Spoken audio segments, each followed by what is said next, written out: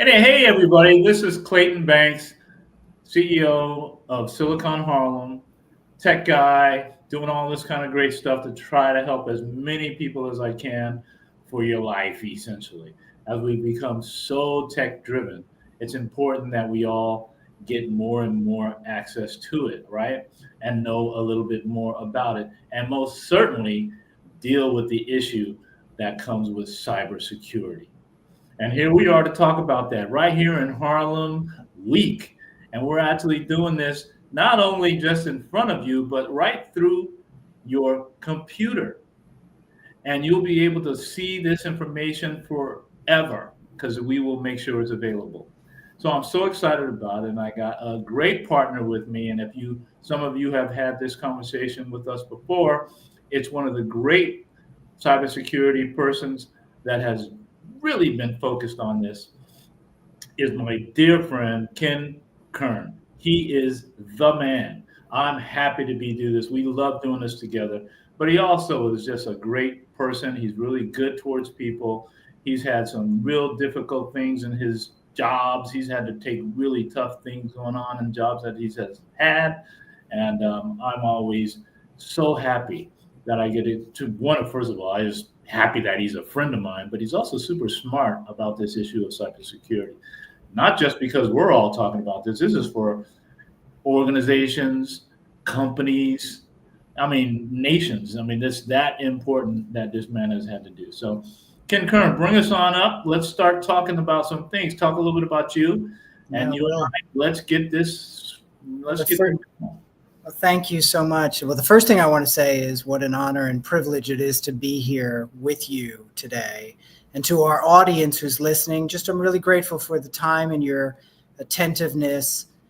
We're all in this together. It's a complex subject, but there are really, you know, concrete things that are simple. I always think the best thing to do is try to figure out how to make things simple, even if the subject is complex. And I want to start by just really extending my gratitude to Mr. Banks, who is not only a friend, but someone who's a pioneer and someone that I turn to for cybersecurity counsel.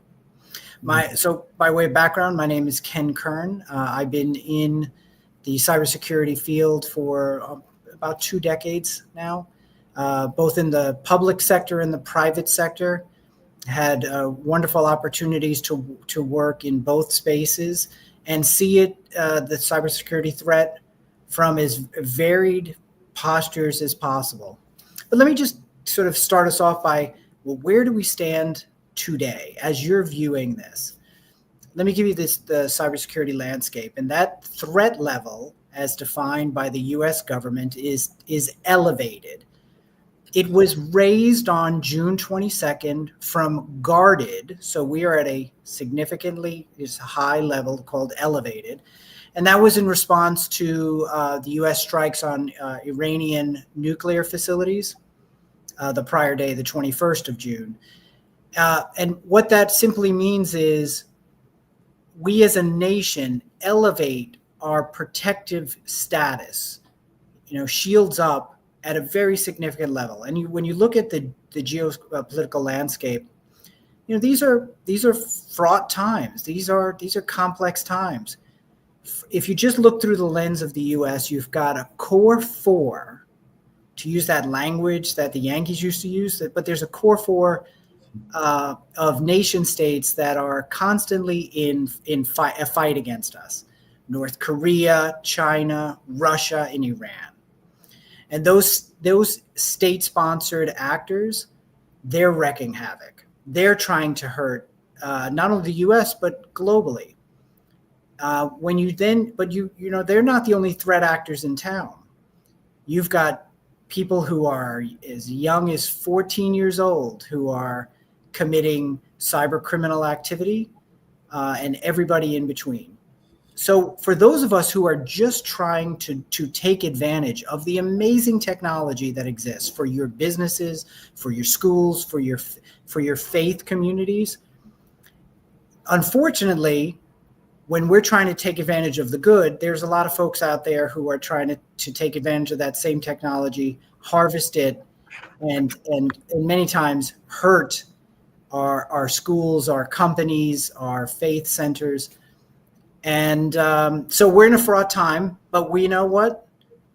We're really good at this. As the United States, we're really good at an international community. A couple of reasons why we've gotten so good at it. One, folks like you who are in the audience today, listening, trying to protect yourselves, your family, your companies, you're focused. You understand this is a real threat. It's not something abstract. It's real. And you're going to take practical steps that Mr. Banks and I are going to talk about to help you to protect yourself. Let me also say, there's some amazing things happening in today's technology space. And I know we'll talk about it.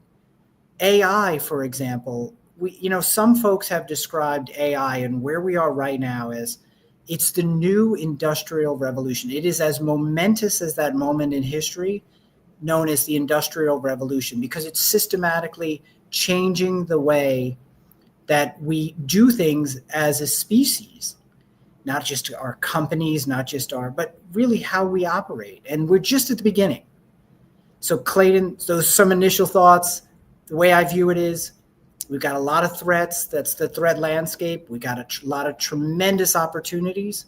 And that's the world we'll always live in cybersecurity. Well, I'm with you, and I am so happy to have what you have shared already. And I was really love the fact that you mentioned the word AI, or letters, I guess. And we'll talk a little bit more about that. I might have a little bit of extra for you and for everybody. Yeah, so similar what we've said over a few years, and we'll continue to do so. I'm going to basically look at 5 keys, if you will, that everyone should know. What are the 5 keys you should really know, right? So the first one I want to mention is strong passwords. Hello, strong passwords. Use long, unique, what do you call it? Passphrases and a password manager. So I'm saying that very simple for you, all of us on this call, so that you don't have to be hurt by a password. There are ways you can do. I'm going to give 5 of these things, and Ken will respond to any of them or all of them or one of them. 2-factor authentications, right? Authentications adds an extra lock to your accounts. You got to make that clear. It's the 2-factor authentication. Important. Ken, you will talk about that too. Absolutely. Think. Here, everybody, listen to me carefully. Please listen to this. Think before you click. Think before you click. I like to say stuff like that, Ken. So, it's basically, you're looking to avoid suspicious links and attachments, right? You got to really avoid suspicious like that. It's really clear. Not always clear, but you want to really look at that. Protect your devices. Whether it's a senior, whether it's a teenage, whatever it is, you got to protect your devices. It's so easy to get, pretty much. Really, you ought to go after your software, right? So you have to look at that. You have to look at the antivirus and all that kind of stuff that you're dealing with. So protect your devices. And finally, there's a zillion, but I'm just giving you 5 right now so that we'll keep going and talking with everybody for many, many days and months and years. But back up your data. I've had many people that I've had to help people that have been hit really hard, and they need to get information, very incredible information back, right? So what I'm suggesting is that back up your data. Store files in the cloud, or if you're able to get on some sort of external drive, but you absolutely should. I actually do it for me. Back up your data, because you might need that data and somebody will try to grab it. Okay? So, Ken, do you want to start with? I'd love to. Those are 5 really remarkable, succinct ways in which people can help themselves, their families, and their communities. Let me start with the backups. I lived through some of this in terms of entities that I've been a part of that have had data related issues. And I will just point out that data must be in a position that you can access it, because your business doesn't stop. The need for you to access it doesn't stop, even though you may have been impacted by an attack. So if you're running a business and something has happened to you, you have customers who you want to keep. And if you don't have that data, and if you're not in a ready posture to go, the backups put you in a position to succeed. Let me just also talk about the links. Rise in phishing between 2021 and 2025, up 50%. From that, we've seen a 312% increase in the number of data breach victims from 2023 to 2025. What do the numbers really mean?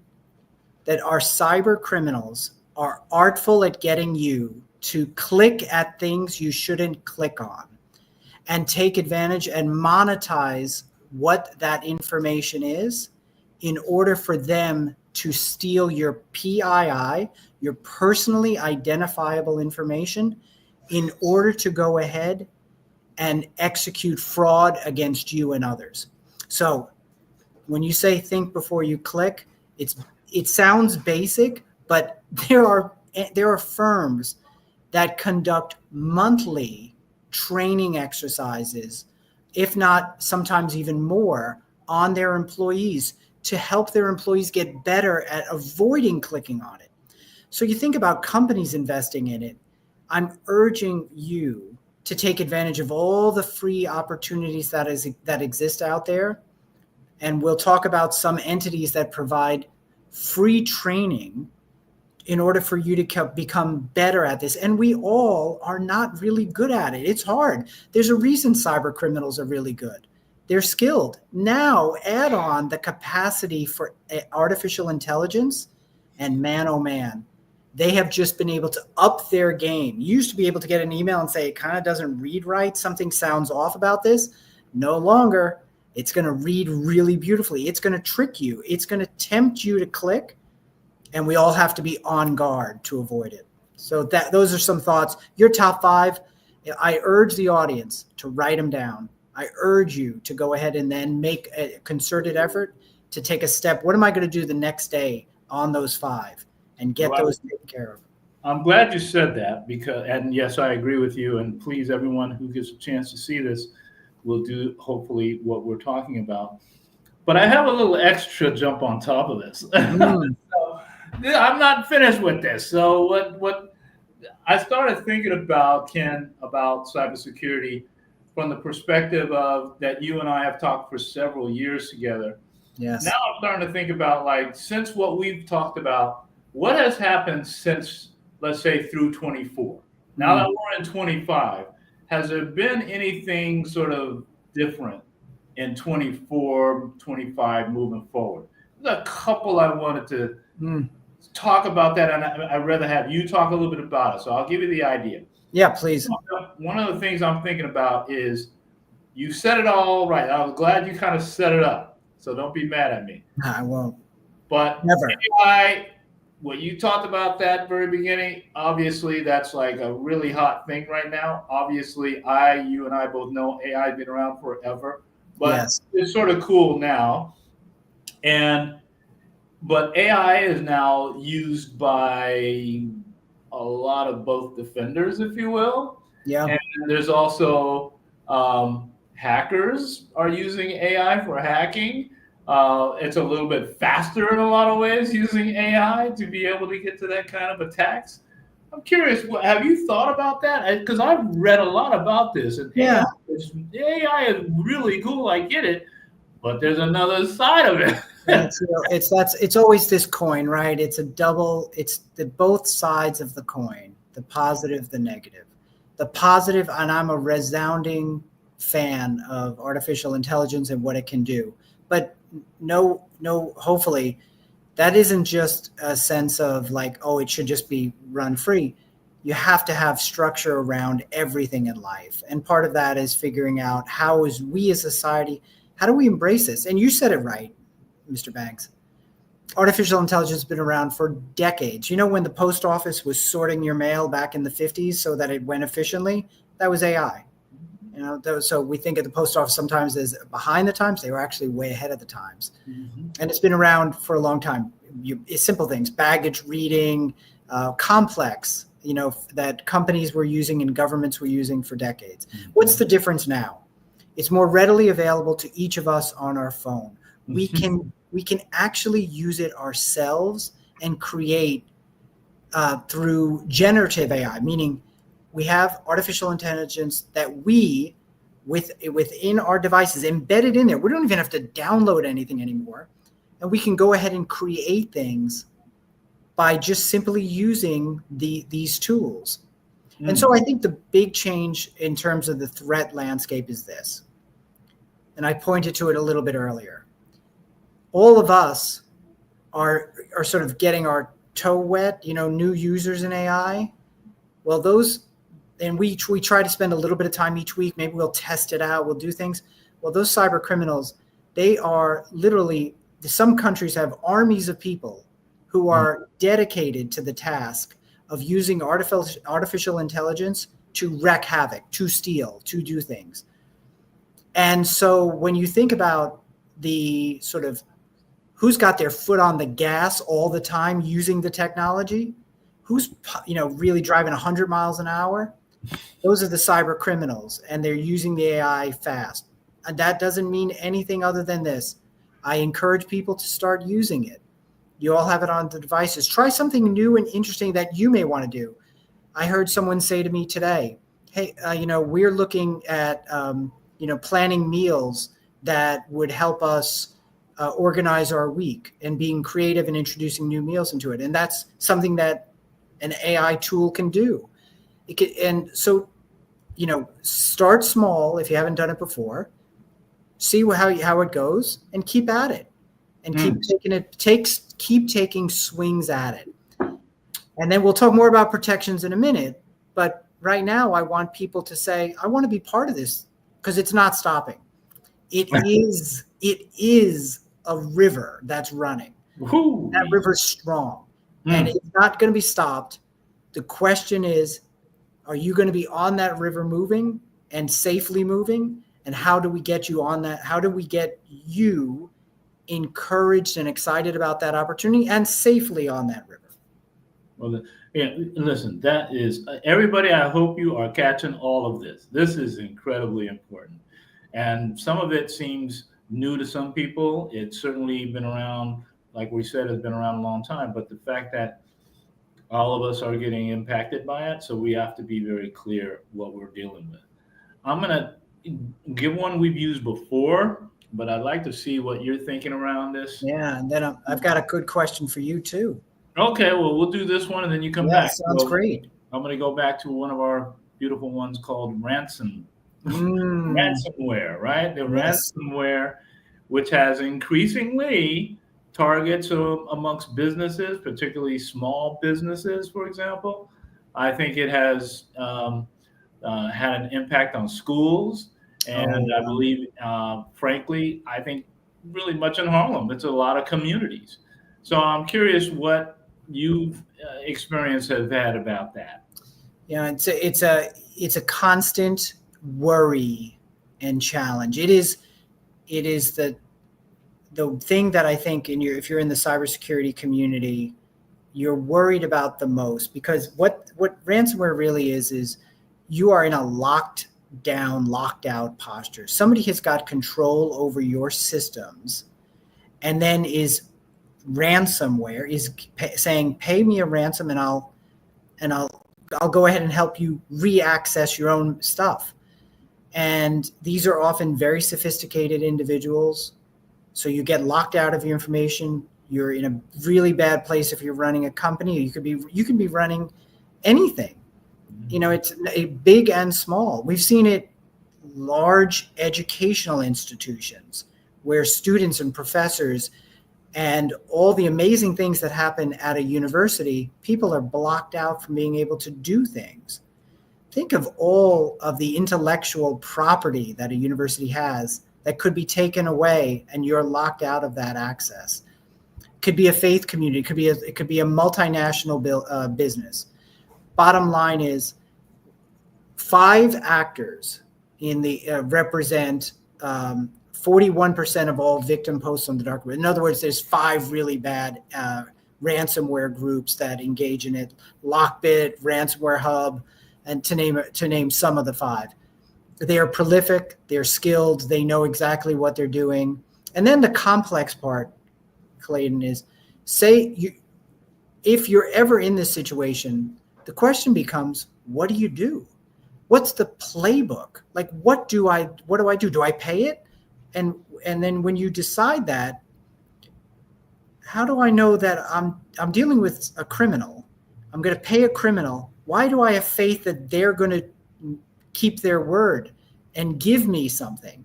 Or am I going to transfer? And companies, not just individuals, companies have to make this decision all the time, saying, I don't want anyone to find out. Maybe I don't want the reputational harm that comes from people knowing that I'm attacked and I'm going to pay it. What happens after that? It's really fraught. And of course, I come from a law enforcement background. Law enforcement has constantly said, the FBI, they discourage people, entities, from paying because it creates a market. If you pay, then cyber criminals are incentivized to go ahead and do more of these acts. The UK government has proposals that said, we're banning you from making a ransomware payment. They want to take it out of the company's hands. So if you're sitting there thinking, man, that's not only crazy and complex, has nothing to do with me. Actually, it does. It has everything to do with you, because all the protections that you need to put in place, all the conversations that you need to have to be ready in case it's you. It doesn't have to be a top 100 company. It could be your faith community. It could be your family. It could be you.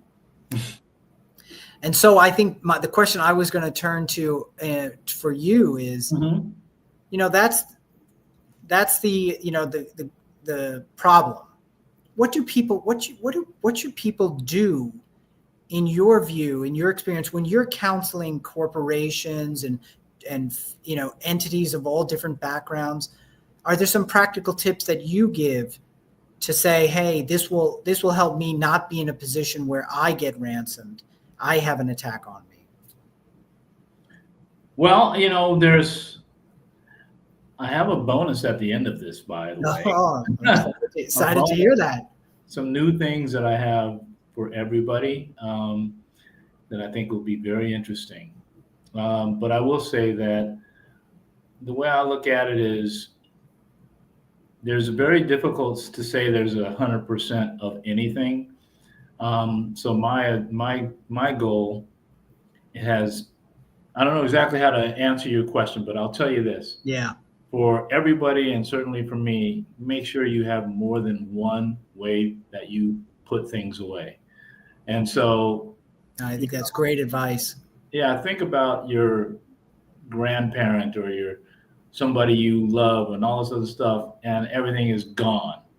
You should make sure you really find ways to, maybe not everything, but you got to back up some things, because you never know, and it's not on the same network. I think that's the problem, is people literally will keep it on the same network. So your advice is spot on.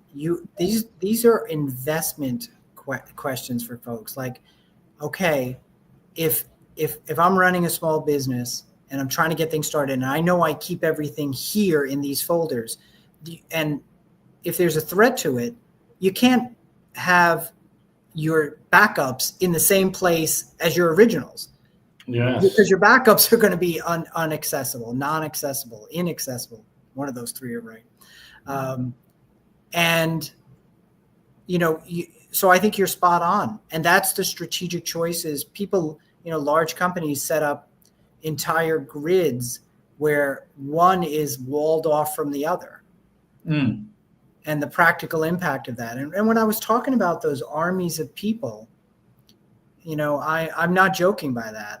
The U.S. government has put out information about the North Korean IT worker schemes that exist, where individuals apply to companies and pretending to be somebody that they're not.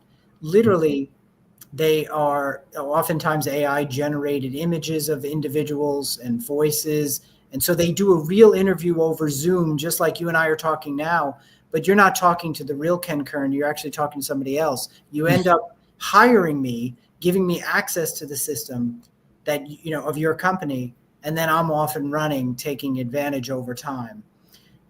Let me tell you how skilled the technology is, along with how skilled individuals are. And I don't mean to scare that. I want people to just know about it, because it's important that folks are conversant about it. When I'm doing interviews, how do I know I'm talking to the right person? Okay, great. Maybe it makes sense that if I'm hiring somebody to build out an office for me in Atlanta and some other place, but I don't have eyes on them, maybe it's worth the investment to actually do the one-on-one interviews in person, so you know exactly what you're getting.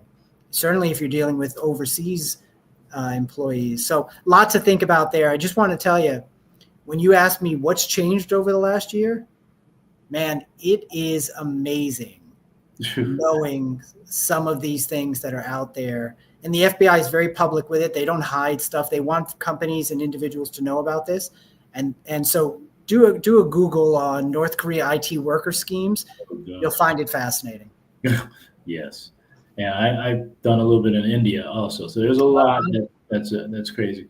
I'm going to throw a couple of things that are very quick. We don't have to go too far about each of these things, but I wanted to add what we just talked about, and hopefully the community will understand it as we move forward, because we don't get a chance to talk about it as much as we possibly should in general in terms of this issue of cybersecurity. But everything from phishing scams, you and I have talked about those in the past.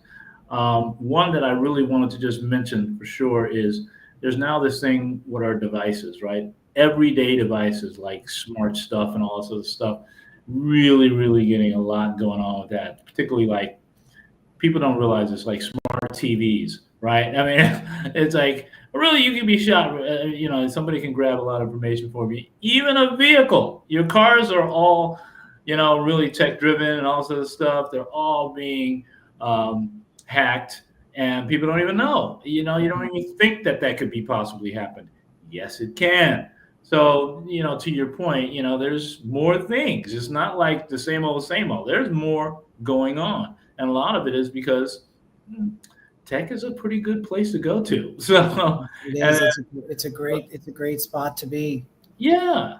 I mean, listen, so and I know you and I have talked about one thing. There's an intersection, Clayton, between always cyber and privacy. These two things go together. Yeah.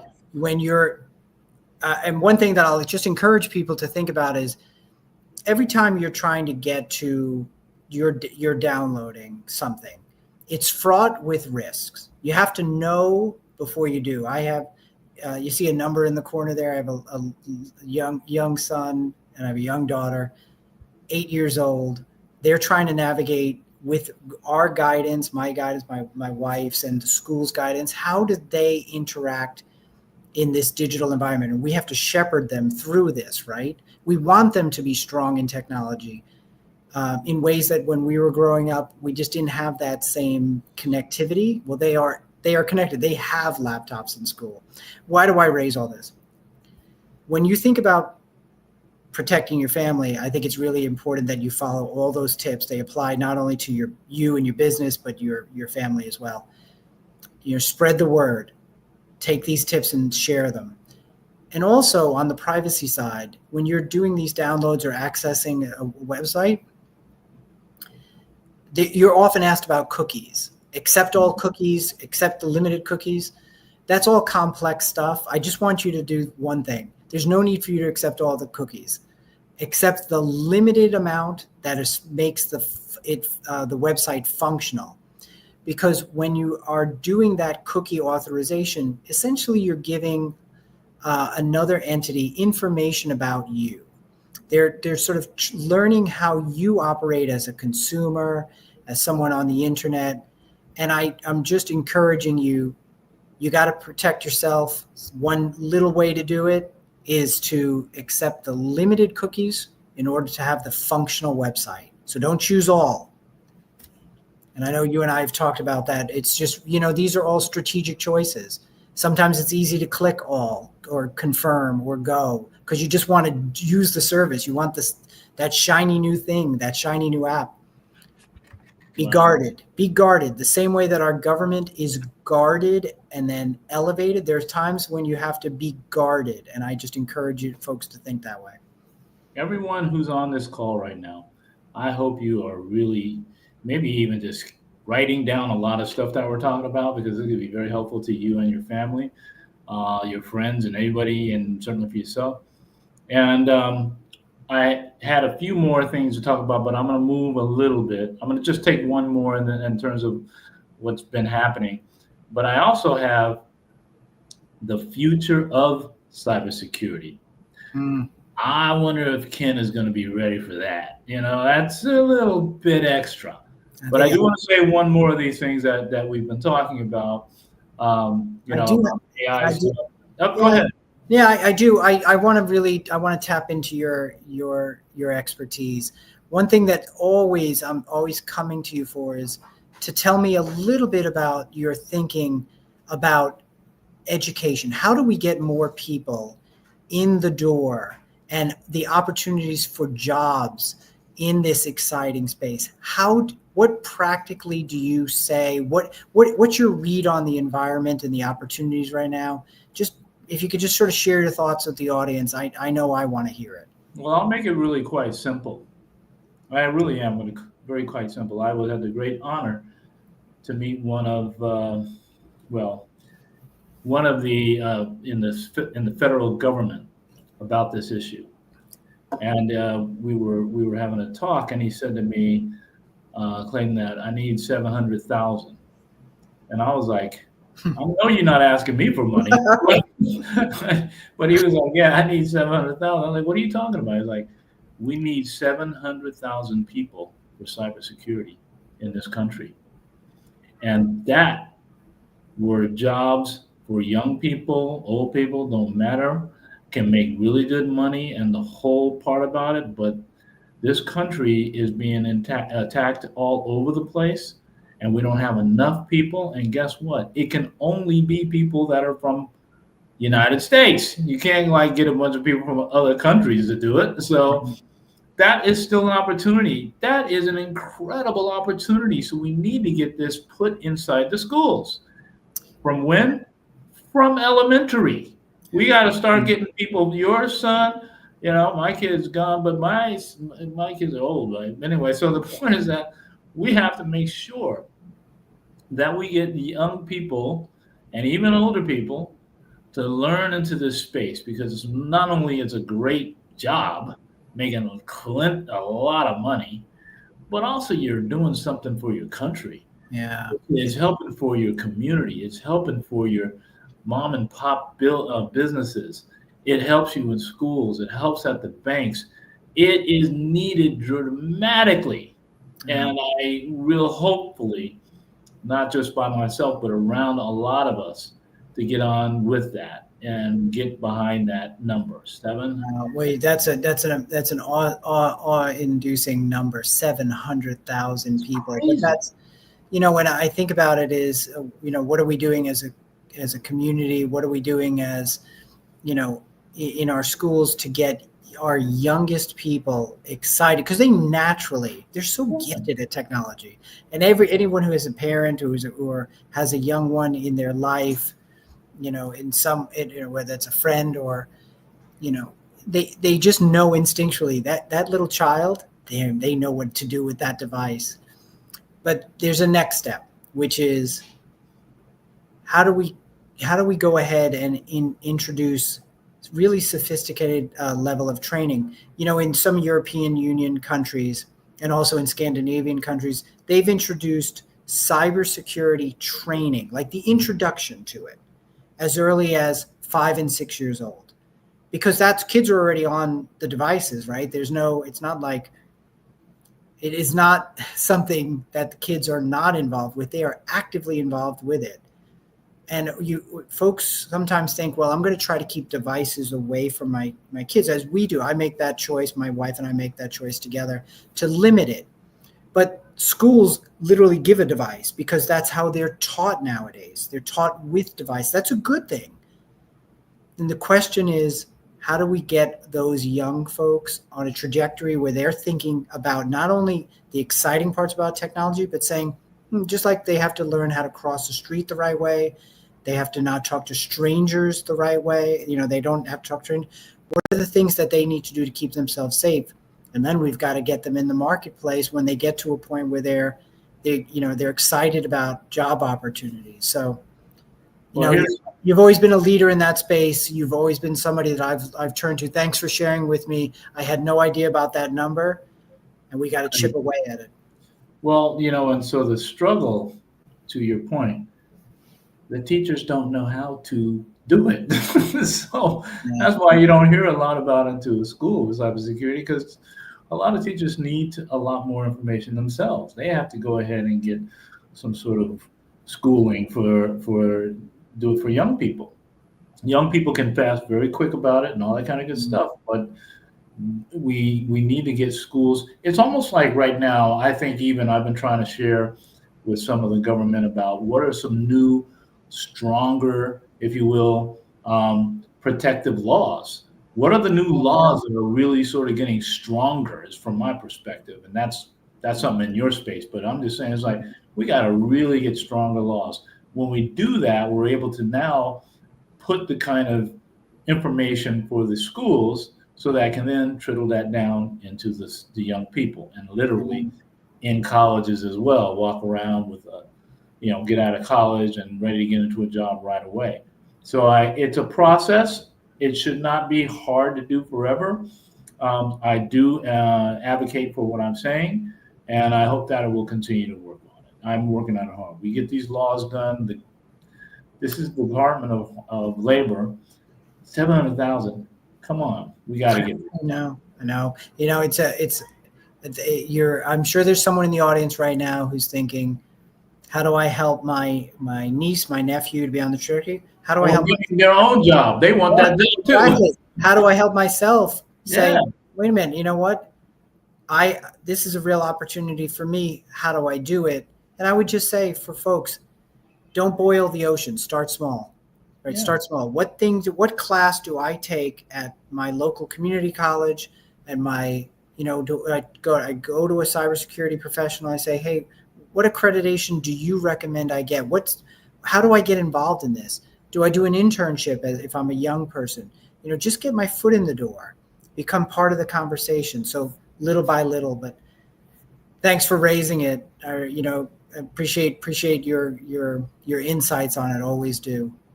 Let me move forward on, and thank you, Ken. I mean, you are the man on all this stuff.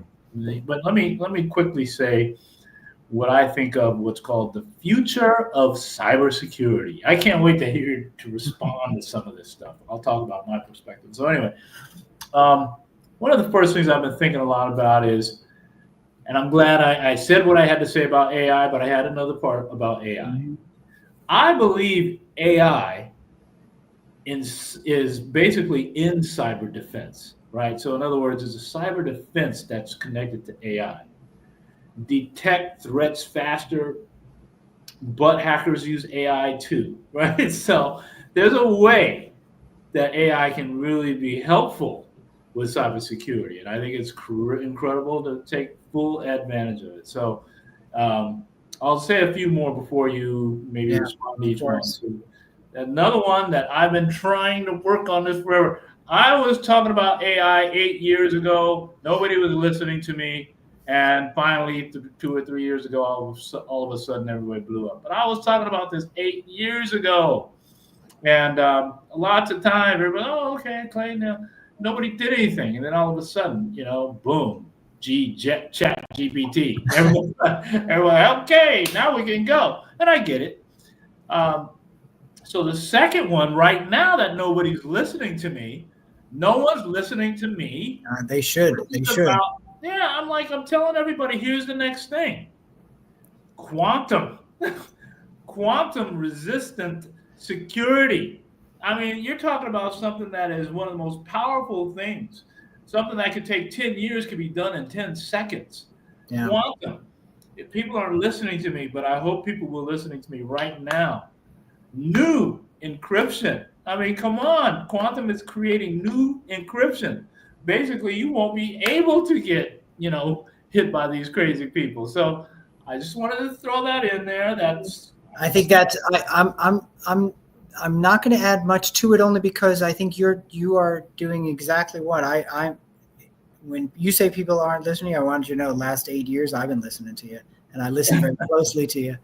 And what you're talking about is really it runs alongside with AI as the two most powerful forces in the technology movement. And what it's going to do is it's going to help our nations, our communities, international communities be in a position where, think about it, our critical infrastructure is better protected. Our schools, our faith communities are, and folks don't need to know the details. It is, you have to have a couple of PhDs to really be super conversational in it. What really I would say is just to be aware of what it is when people speak about this, and introduce yourself to the topic, and read about it, and make yourself, when you're having to make those choices as to what to bring into your life, like all of us do.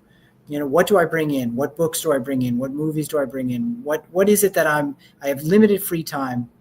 Spend time on things like technology, and so that you just become excited about it in the way that Mr. Banks is, the way that I am. And you're going to see, for those of us who are lucky enough to be around the next couple of decades, the world is really going to change. And it's it's a pivot point. I think we are this particular year, Mr. Banks, I feel like is one of those tipping years. It really is. It's different. I just feel it in some way. I think next year when we regroup, we're going to have a little bit more of a landscape, a view into saying, well, how did it change? How did people's usage of AI change? How did all the exciting protections you're talking about, how did it manifest itself? What does it mean? Right. And we're never lucky in cybersecurity. There's a lot of very smart people introducing a lot of amazing tools, brilliant minds doing this work, but it also depends on all of us. Each one of us has to make those choices. Go back to your 5. Thank you. Go back to them. If I'm choosing a password for something simple, am I going to reuse the same one so that if I do get hacked, they get my email, they get my banking? Or do I instead choose a password that varies, and it's complex, and it's unique, and I make practical choices like that? Man, it is a pain. It is. It's much easier just to have one and just reuse it. But I'm telling you, it's going to catch up to you, and we all have to be really diligent. It's just like a runner who has to actually go out there and do the running. It's the hard work. It's a pain, but you do it because you're going to be better protected than the person next to you who decides not to go ahead and put in that training. Well, and that's why I want to share this, right? The future of what we're talking about, the future of cybersecurity. I'm going to say it one last time. Quantum. There will be quantum computers within the next 2 years. There will be really quantum computers. Those who have it, probably 99% cannot be dealt with cybersecurity. No one's going to be hacking them. That's too hard. Easier to do with somebody who has a regular device. So this becomes a cost act. There's a lot that will come along with it, but I do want everybody to know, to think about what the future could look like. Another future thing, biometric authentication. Yeah. Right. This is when you're talking about our fingerprints, about our facial scans and all that kind of stuff will be very helpful. Heartbeat even heartbeat patterns, when you think about this kind of stuff. No doubt, no doubt. It's exciting stuff. I mean, folks have it in their hands on their phones. They have a version of that. That's just going to be introduced in ways that when you walk into, maybe it's going to be your workplace, that'll become the new normal. That instead of you having an ID card that'll get you into a particular room, instead it's going to be a facial scanning. And so you always have to be thinking, as I talked about, we're making amazing advances in terms of what these opportunities are.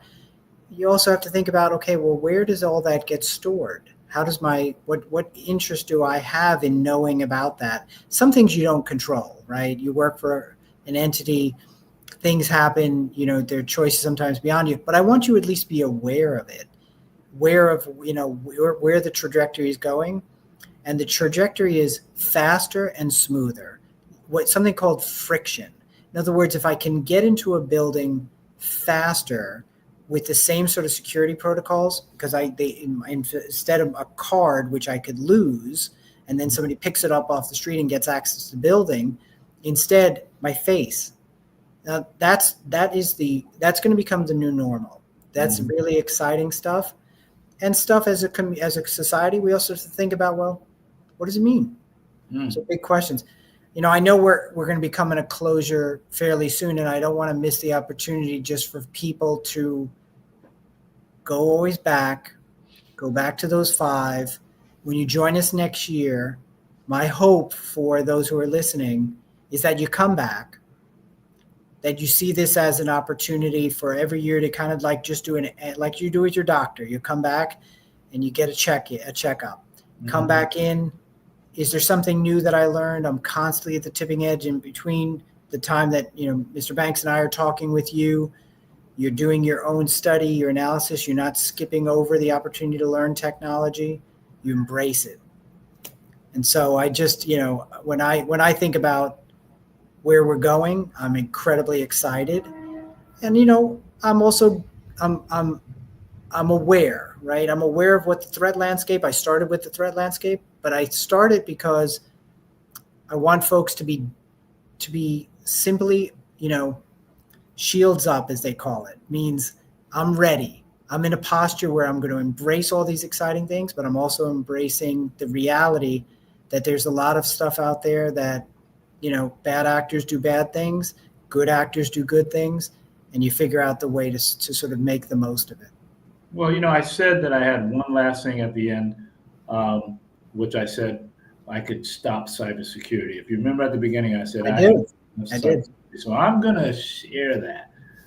Please. I'm gonna add. I want to say the rest of the future of cybersecurity. You want to talk about it, but I do think that it's still important for us to have all the Internet of Things type that are going on over the place. Every device needs protection. And so I think we got to really start focus on Internet of Things. That's an issue. And then finally, if you will, community cyber literacy, which is what we're doing on this right now, because cybersecurity is as essential as reading. so that's where I'm at. If you want to say something, if you fine, but otherwise, I want to get right to this last thing that jump right into it. Jump right in. Most people may not know this, but the most way people are connecting or actually hacking is through internet. And I found a way that we can possibly, the best way for someone to get at you is to go through your walls, right? So they can go right through into your building and all this kind of stuff, especially in places like hospitals and schools and banks and all this kind of stuff. Really, it could actually to your home too. But essentially, I have found to get with a group of people, and we're working on it, and we're going to deploy some of it in Harlem. I actually have it connected in my office right now, so anyone can come over to my office and see what I'm talking about. It's called Li-Fi. Light fidelity. You cannot hack my office at all. Impossible, because of the way the information is driven is through light. It's a different kind of fidelity. So we are the first place this be in America right now is in my office. Amazing. It's never been done before. Amazing. It's actually, you got to come over as soon as possible, my brother. I'm paying you a visit. I'm paying you a visit. It looks like nothing, but it is something. All right, it's like you can't get me hacked, and I think How exciting! How exciting! Very exciting. So I'm hoping that people, that are hearing this and know others, talk to me. I'd like to share it with you. We're going to start find some money to get it behind so that I can share it all of New York and around the whole country. It's that important. I told the audience at the beginning, you may have heard me say, pioneer. Well, you are truly a pioneer in this space. I come to this session every year really excited, not just only because I get the honor of participating and talking to this audience, but I learn so much.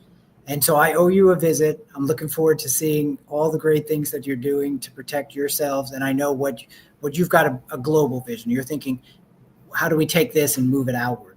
Absolutely. Absolutely. And I would love for you to come over, first of all. And second of all, I think it's going to be something very important, especially for like businesses and banks and schools and all the stuff that are continuously get hacked. I'm sick of it.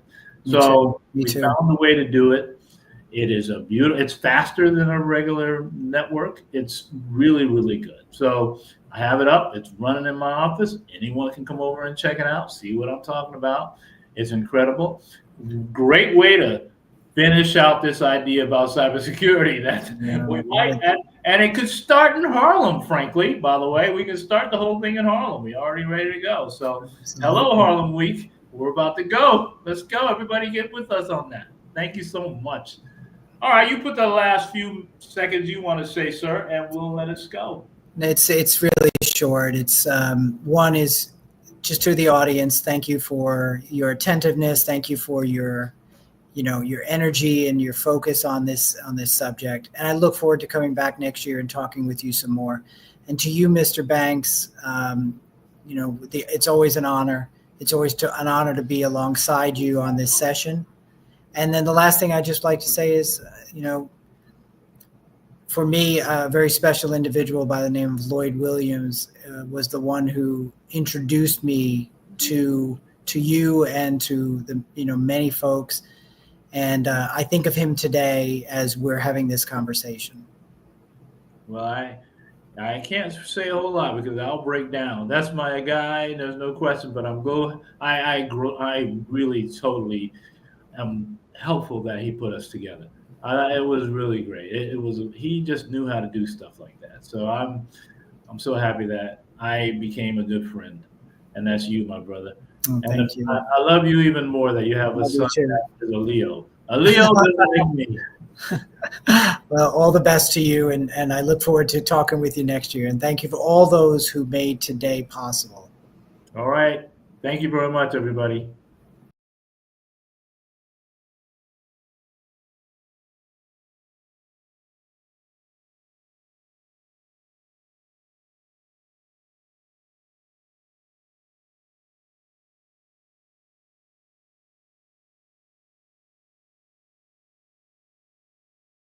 Good afternoon, everyone. My name is JT Thompson.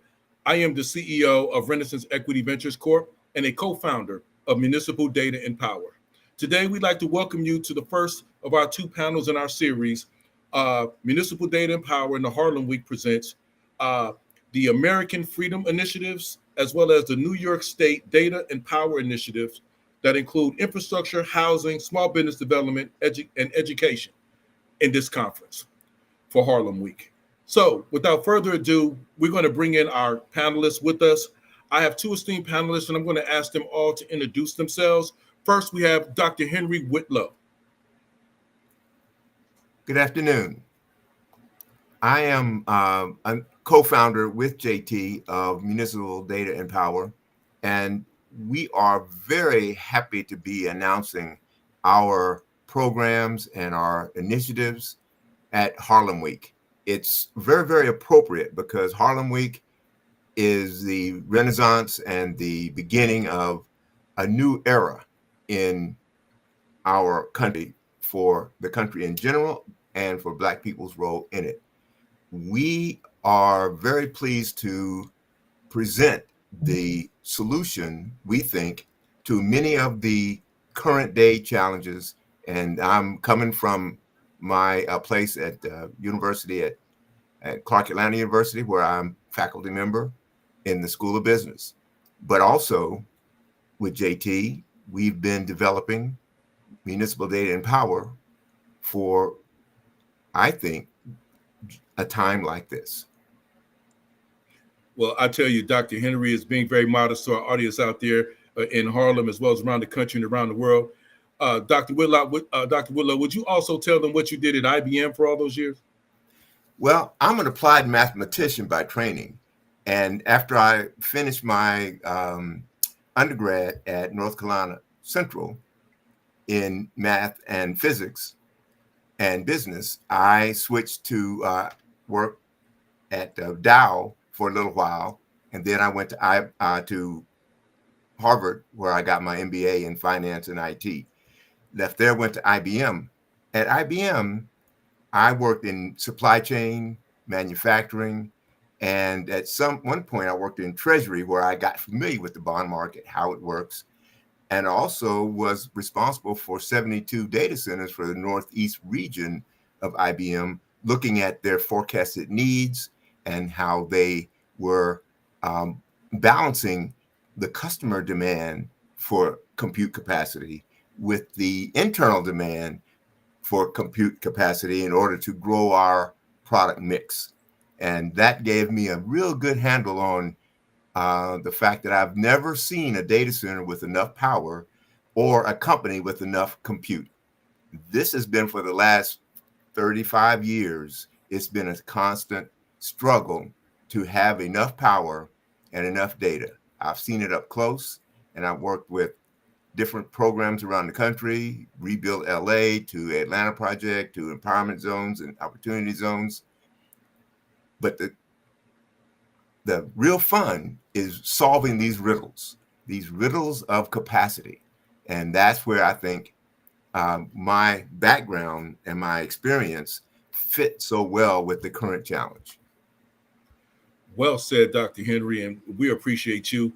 Not only for your scholarship and your academia, but for your real world execution. My next introduction is Dr. Paulus.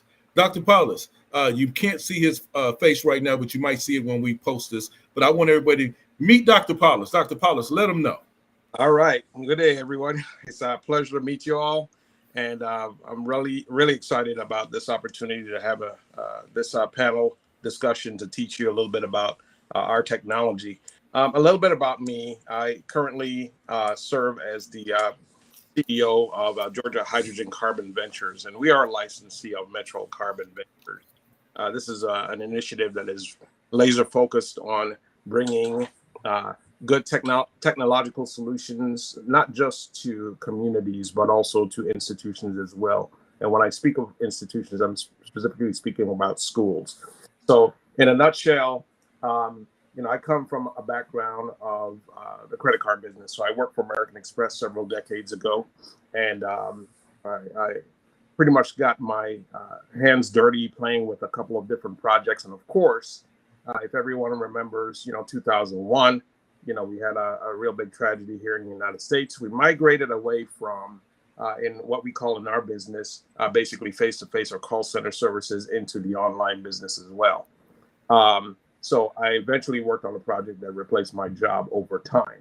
Fast forward, I ended up working at International Paper, and I got involved in technology projects, and I've been in that line of work ever since.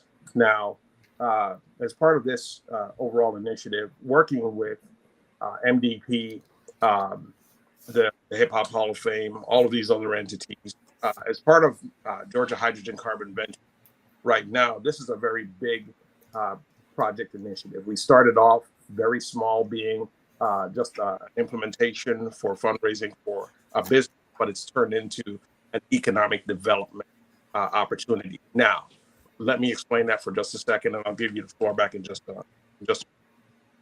why that's important is because just as in 2001, when new technology essentially replace my job. Here we are again in this world of AI and a world of energy shortages relative to the implementation of AI.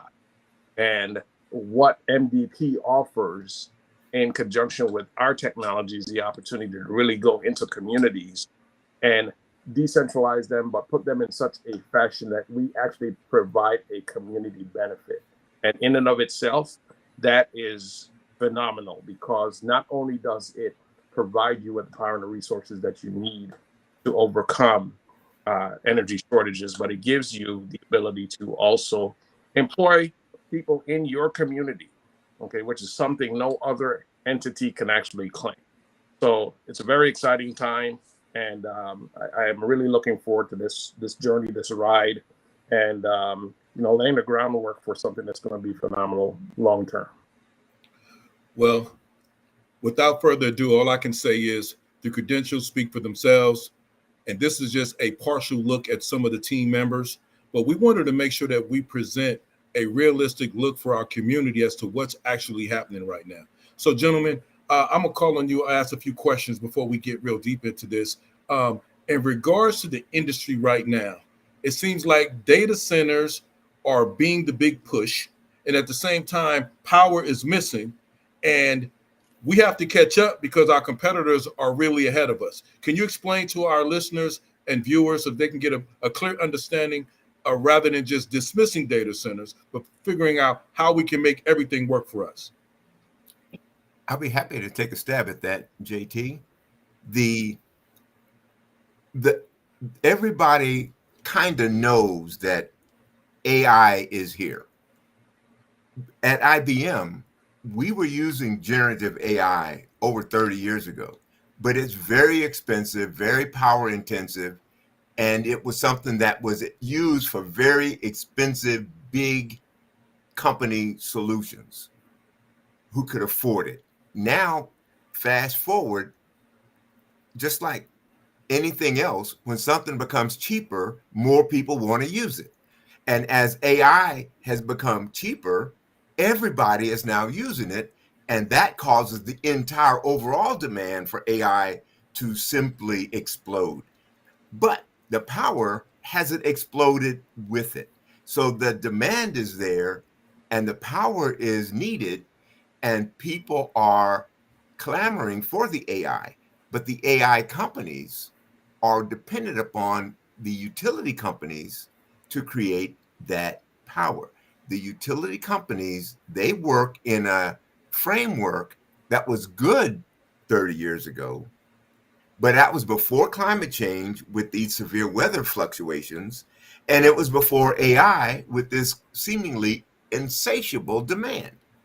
So what's the company going to do? They're scouring the landscape for sites to put up data centers. We have 1,200 data centers in development as we speak, 1,200. But the way it's being done is not having the benefit go to communities.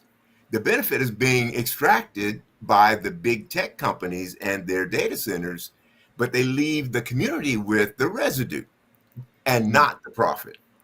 We want to flip that script. We want to say, why not have the communities build the data centers and rent them to the people so that their money for the rent stays in the community? It's a simple formula, but it doesn't fit with the way the data centers are used to operating, and communities are pushing back.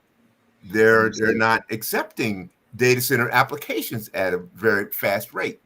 They're building them, but not at a rate that can happen because the power is still lacking.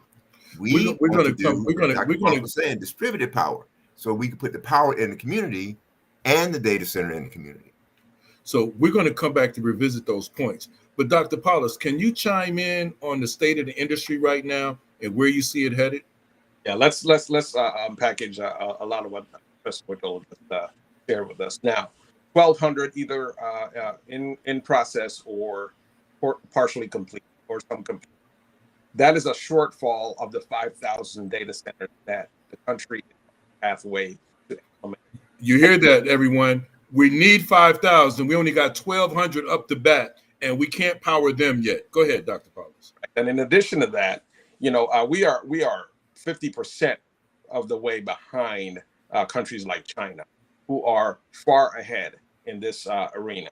So for all of those elements that we have begun to discuss at this point in time, it's very important for us to train up the resources to work in the jobs of the future.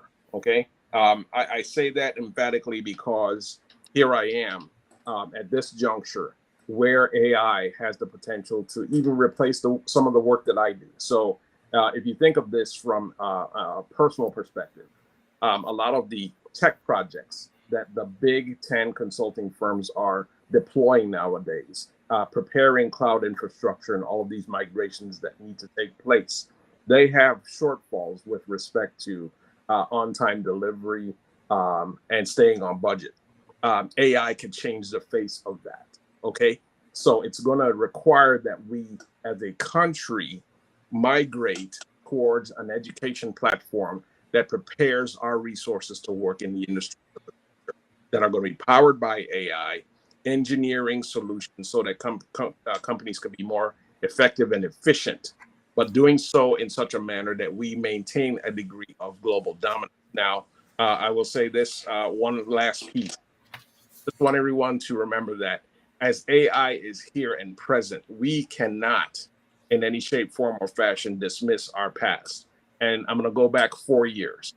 During the COVID crisis, we started having a number of different elements enter into our sphere.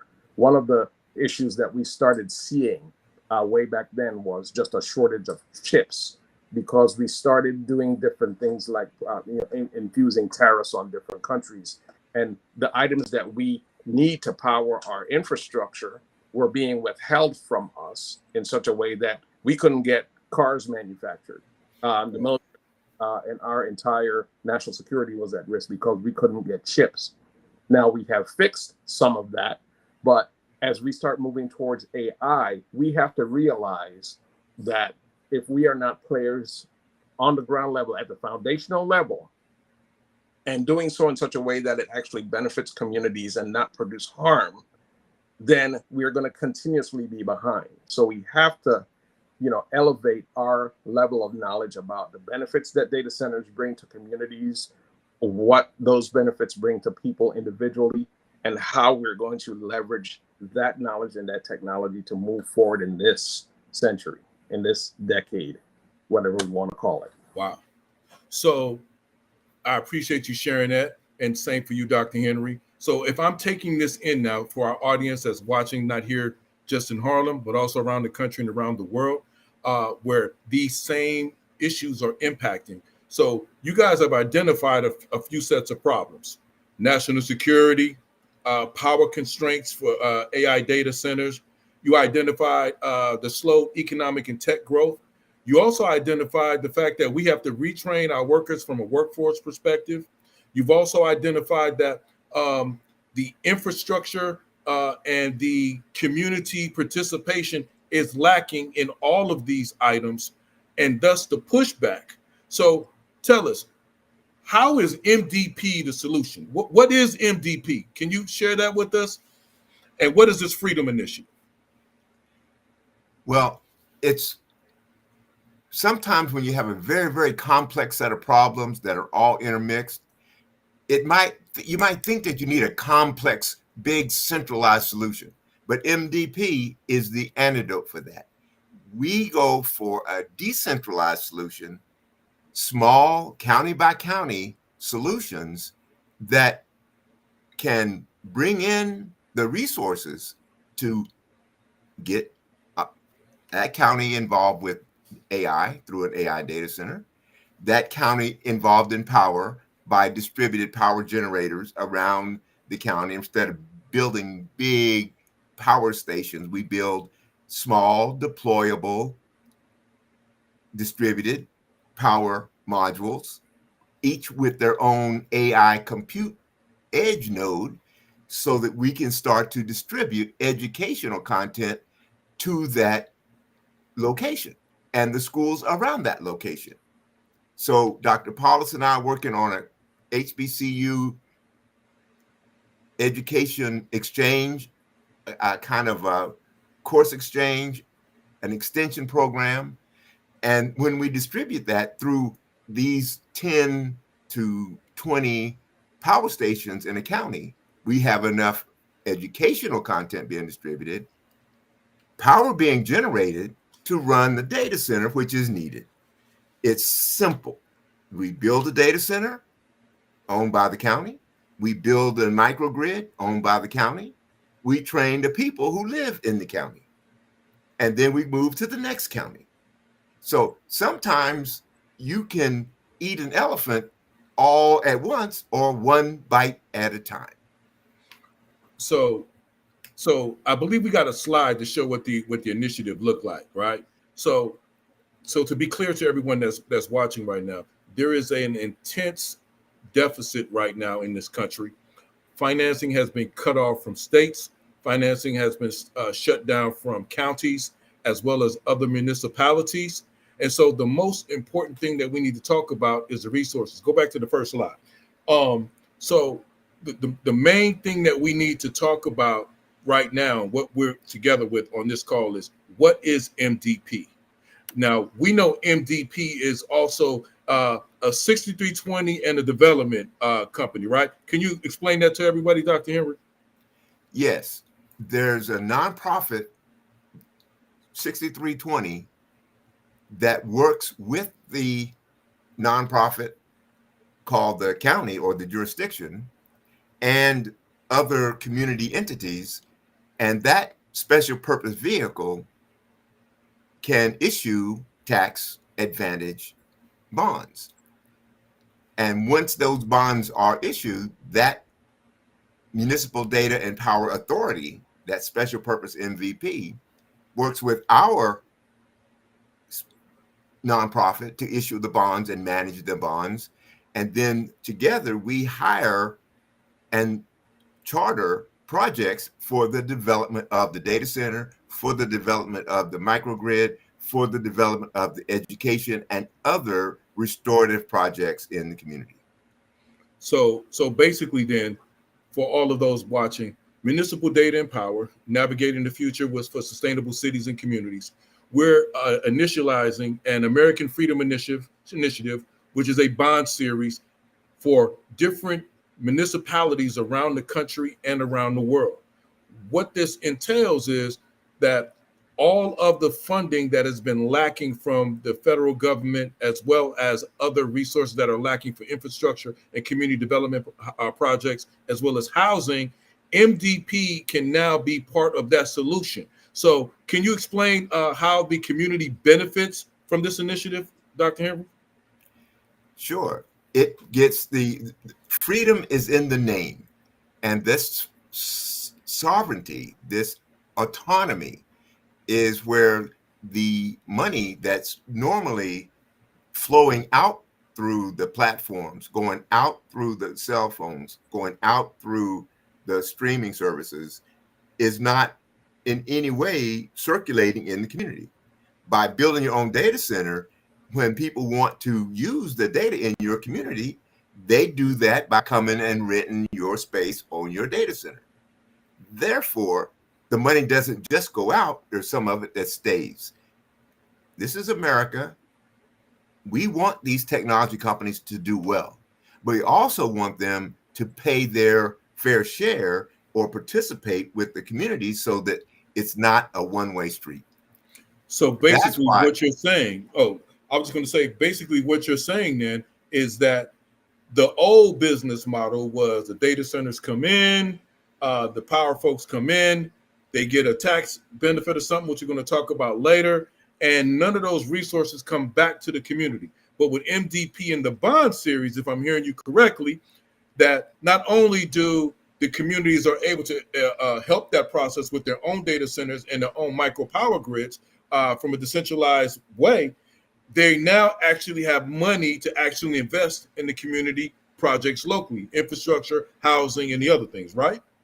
That's correct, because the data center is very profitable enterprise, and some of that profit, because it's in the community, stays in the community, and that profit then can be used to not only service the bonds but also do those other projects, because you can borrow in the bond offering more money than it takes to build the data center, because the data center can pay back 3 times what it can borrow.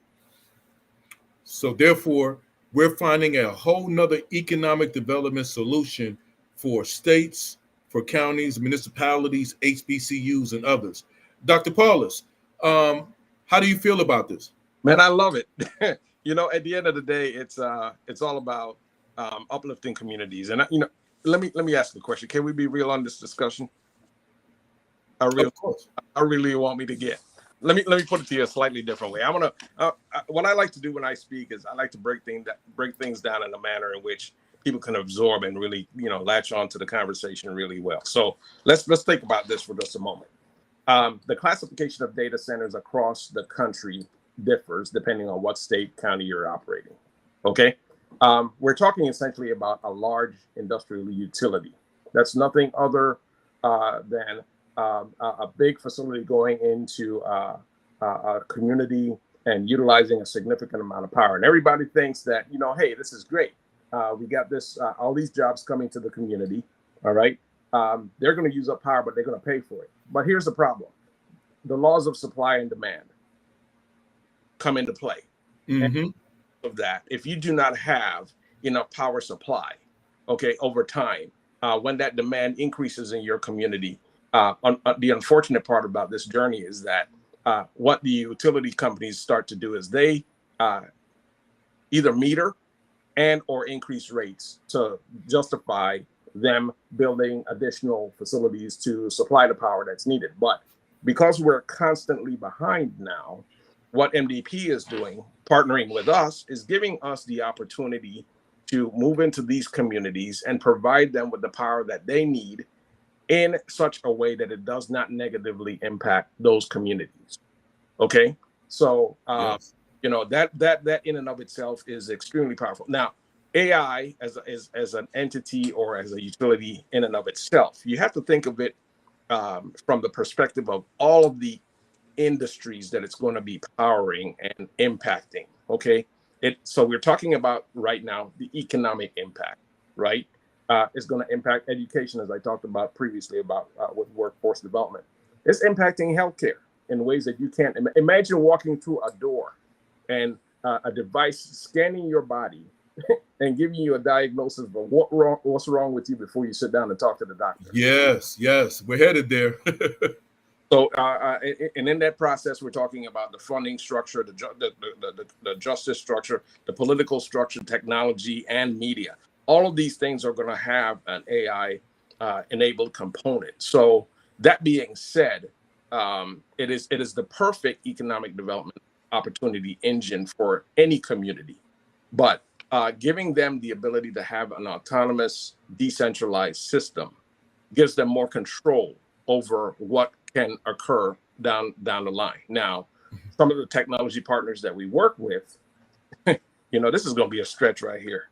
But some of the technology partners that we work with are even toying with the solution that, we can actually deliver in our partnership with MDP power in such a way that the residents of those communities, where we operate, have the ability to enjoy rates lower than the average utility offering solutions here in this country today. Well, that should make everybody happy right there. That's bold, but nonetheless, that's the mindset that we need to have, because we want everyone to be prosperous.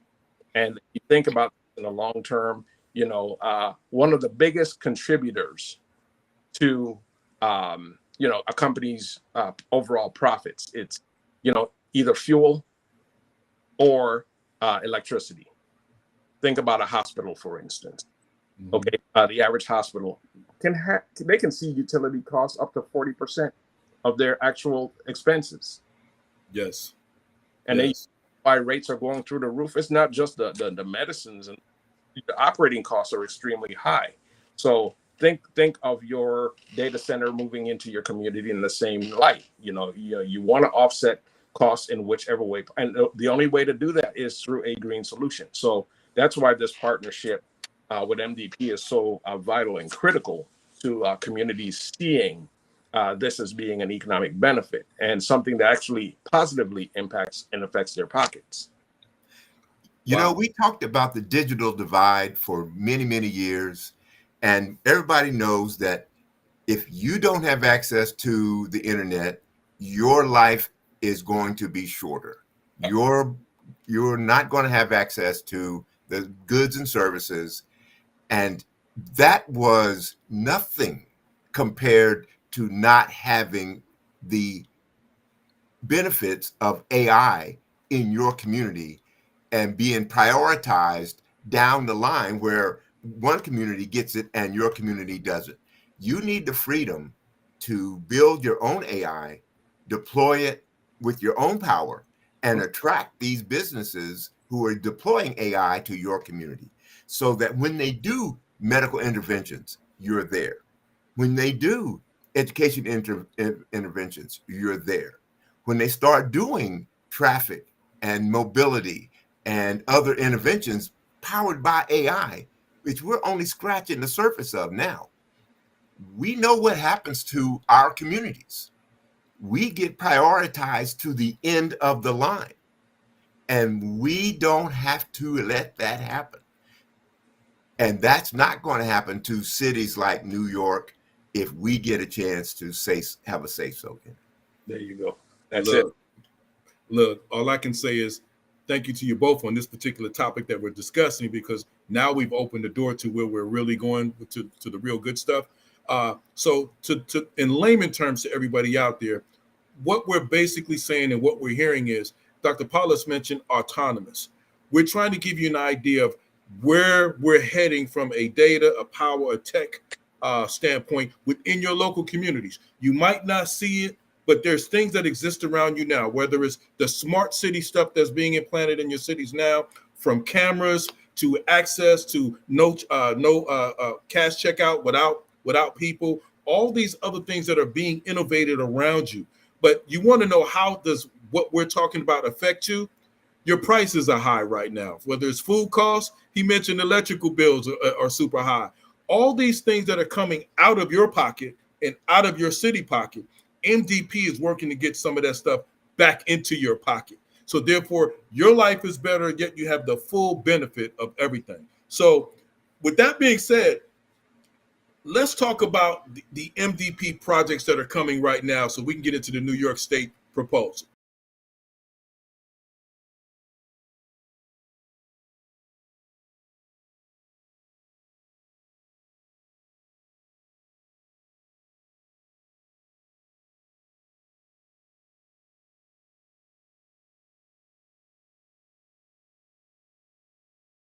Good afternoon, everybody. Welcome to the New York State Data and Power Initiative with Infrastructure, Housing, and Small Business Development and Education Virtual Conference as part of Municipal Data and Power and Harlem Week.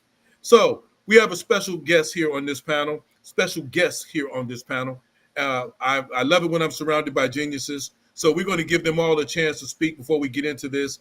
We're talking about the state of data, the state of power, the state of money flowing to your pockets from the different things, from infrastructure, food prices, and how we're able to come up with solutions utilizing data and power to facilitate that for the local community here in Harlem, as well as around the country and all those paying attention, as well, especially those also around the seas, around the world who are viewing overseas.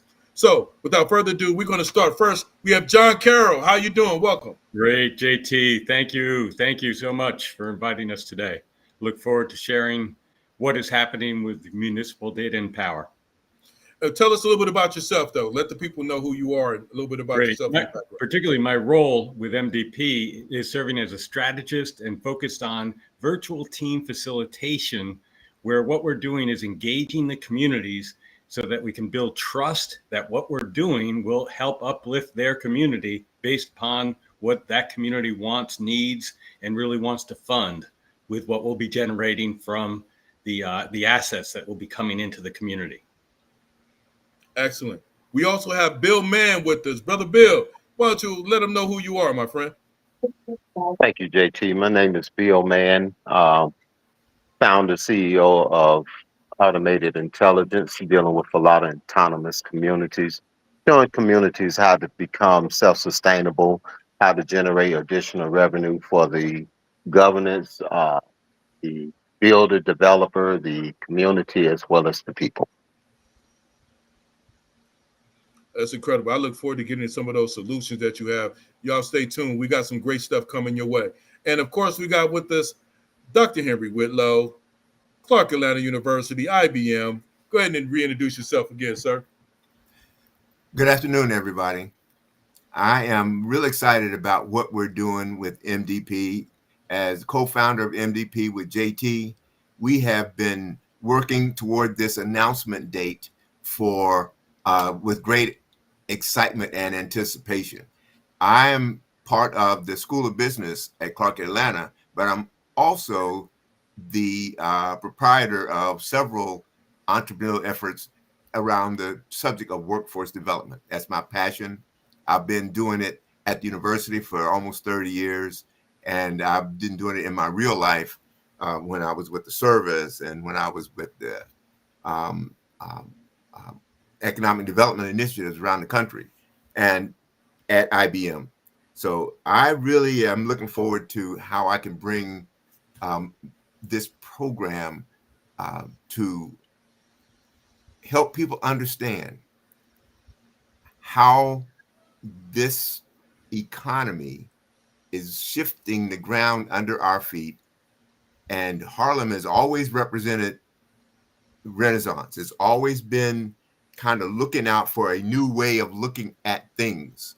And being able to participate in Harlem Week, talking about how we can take the drain that's hitting everybody's wallets and reverse it so that the money comes into the community as opposed to flowing out of the community. I'm excited to talk about it, just like I've been excited to teach it and to do it. Well, there you go, everybody. My name is Sir JT Thompson. You know me already from Harlem Week, but also I am the CEO of Renaissance Equity Ventures Corporation, real estate development, management, owner, operator from hospitality to entertainment properties, as well as a co-founder of Municipal Data and Power. So I am surrounded by a bunch of geniuses. I love it when I'm not the smartest guy in the room. So today we're going to talk about what's existing in the status and the state of the industry and how it affects us in Harlem, as well as other local cities and other countries around the world. So we are seeing a shift in our communities. We're moving to smart cities, autonomous cities. You're probably saying, what in the world are you talking about? I'm talking about your smartphone. I'm talking about how you pay. I'm talking about the cameras that are on the corners. I'm talking about your GPS systems. I'm talking about how you use AI and the Wi-Fi that you use in your home. I'm talking about how you pay your electricity bill. I'm talking about how to lower your electricity bill.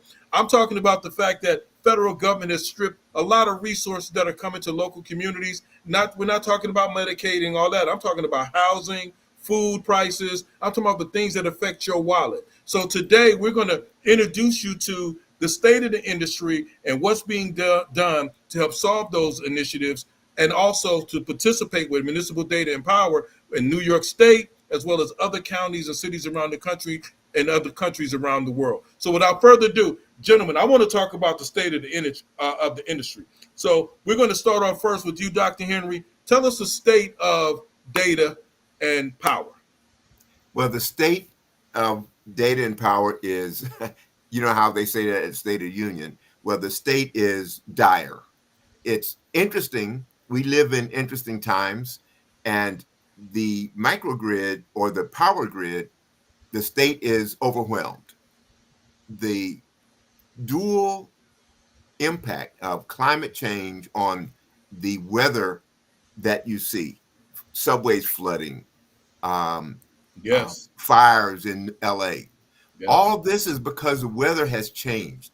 And the weather has changed in a way that the utility companies can't keep up.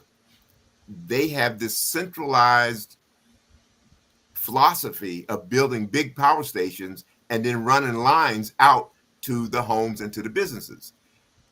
then the state of the AI is choked. AI is growing at a fantastic rate. The demand is growing, but because of the way we distribute power in this country, we don't have enough power or the flexibility to create enough power to build the data centers to keep up with where global demand is going. So one is in dire shape, the utility grid, because it's not built for this era of huge demand from AI and huge demands from the weather. And then the AI wants to break out, but it's choked because it can't get enough power. And the habits of the tech companies are not compatible with the needs of the communities where the AI wants to go. So that's the state of it from my perspective. One is we don't have enough power and the method we're using is out of date. Two, we want to have AI, but we can't get it because we don't have the power.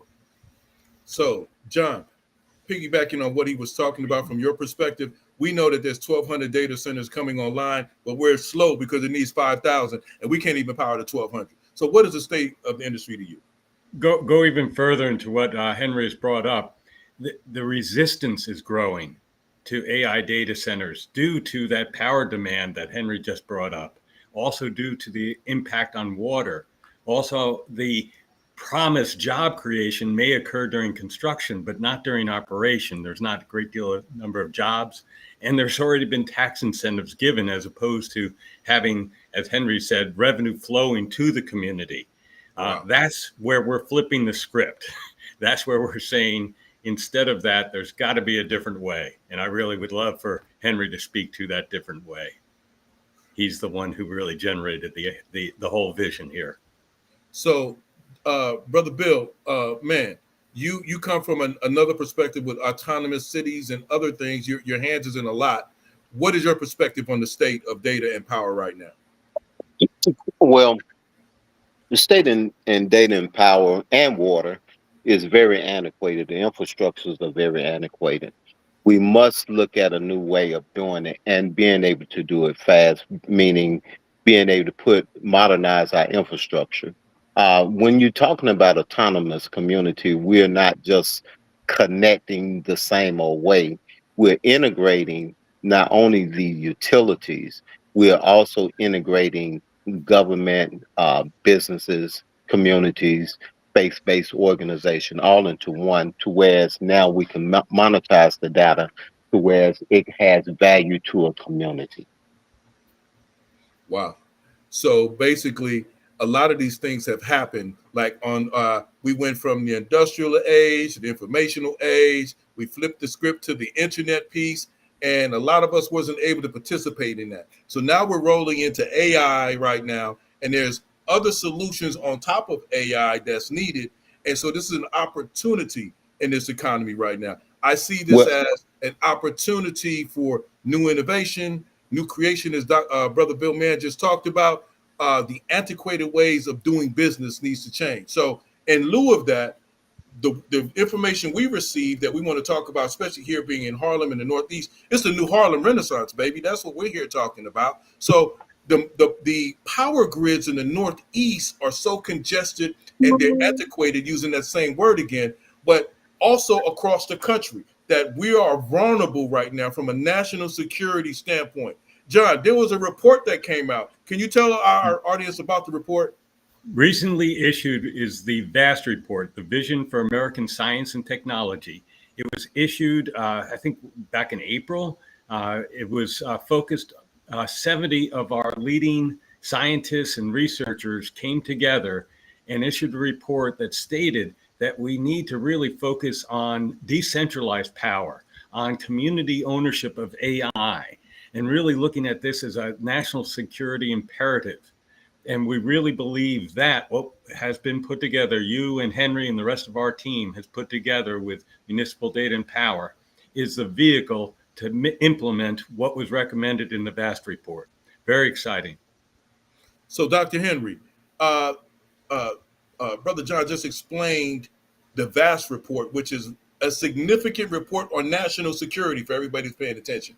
And not just national security for America, but for any country around the world. Your security is at stake. So how does the cities and the states and municipalities combat this, especially when you incorporate MDP, Dr. Henry? Well, it's as simple as Bill just said. You have to have autonomous control. When you would not want anybody charging you to have your kids go into the building. If there was a toll on the building to the schoolhouse, how would that work? When you have to pay to get into school, when you have not to get the lesson, just to get in the building. And that's what these data centers are doing. They set up, because when a county doesn't own its own data center, the children and the parents have to pay for the kid to get into class.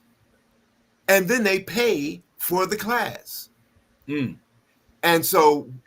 then the platforms are so busy holding the children's attention, the children don't have enough attention left to pay attention to the lesson. Wow.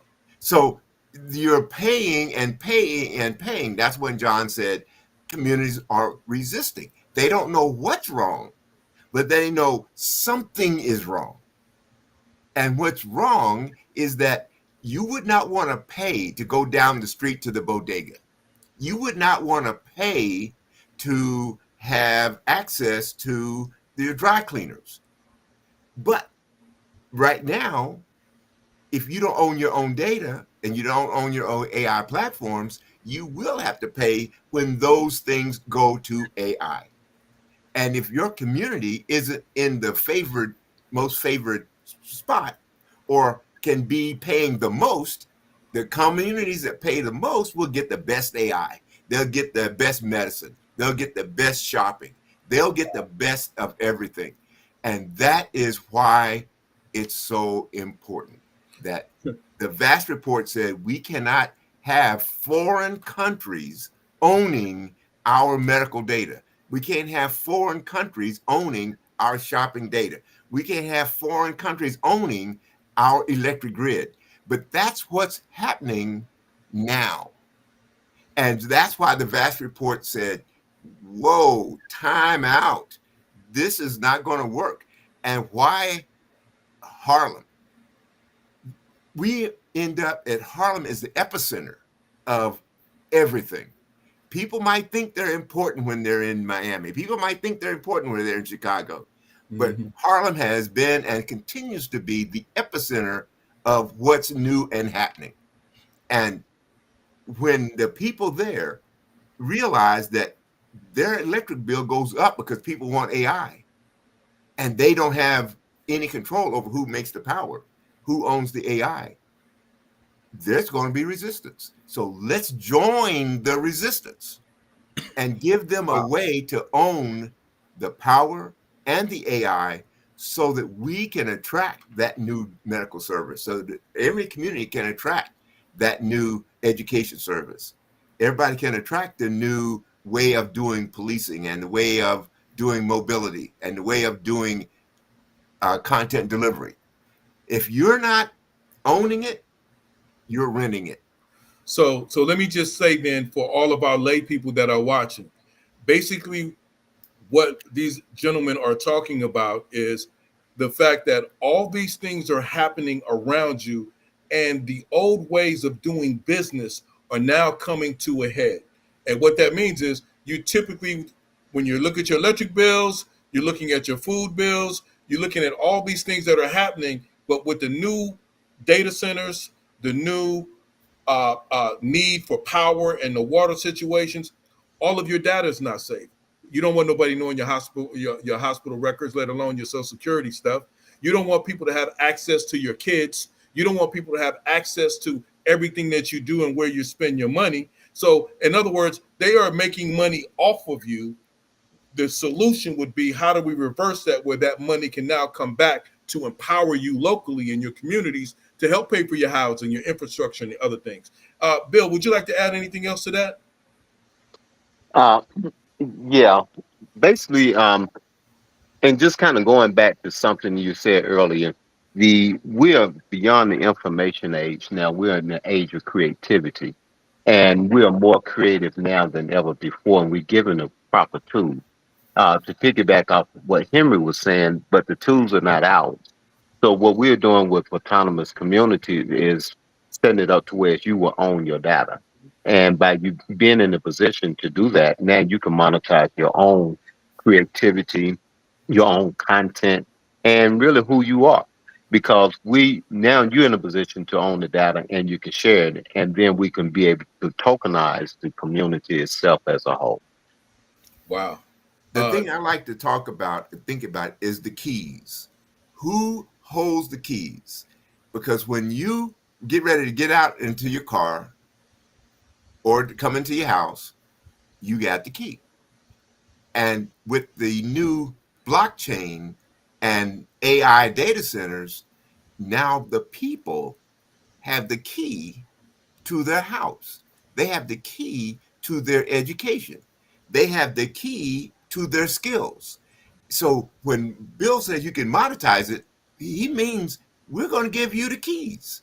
Right now it's happening, but the big tech companies, they got all the keys. They don't let you keep the keys to your own identity because they own the data center. Because and the power companies, they don't mean no harm, but they're antiquated. It's not the people who run the power system. It's the system is antiquated, and the rules are antiquated. The rules were made before we had weather. The rules were made before we had AI. The rules were made when we had plenty of water. All of those things have changed, and their rules have not. So And we let me don't ask you a have time question. to change them. We just make it a new path. So let me ask you a question, and it's for all of you. So how come the politicians, the businesses, and the other parts of of our economic, our local economies and our local economic, how come they don't know that they should be a participant or a co-owner in this? Anybody? JT, they do know. They do know, but But they what about the participate. counties? The counties in the states, they seem to, as Brother John said earlier, they give the tax benefits. They get a few jobs, but it's for construction, but not necessarily long term Can sustainable I give a try? jobs. Can I give a Yes, try? we're here on the topic. This is the crux of the Yeah. matter. Go ahead. We look over, and you brought this up, JT. We look over at Pennsylvania, where the tech giants are going to do some great things in AI. Fabulous. That's going to create a lot of wealth, but there, that wealth will be extracted. What we're talking about for New York State and for nations that we're talking with is that wealth will be retained in the community. Tell the people what extraction means. Oh, everything from the monetization that Bill was just talking about to owning the massive revenue that these AI data centers generate, and the harvest grid power sites we'll be talking about. They generate wealth or revenue that can create wealth that stays in the community. And that really brings up that whole idea of trust and governance that has been designed into how these are funded through the 6320 guardrails that are set up for the funding and the governance structure. So it's the whole thing. That's what we're delivering is the complete solution. Oh, I think we lost JT. He'll be back. So to answer his question, the community leaders, they know, but they don't know what to do about it. They know the problem is there. They can see it. They see the mental health challenges that children are struggling with because of the platforms extracting their attention. So what is extraction? Extraction is when there's economic activity that a news that goes to a person who is not of the community. It's when you take a person from the outside community, they do something and take the money with them. It happens all over the world.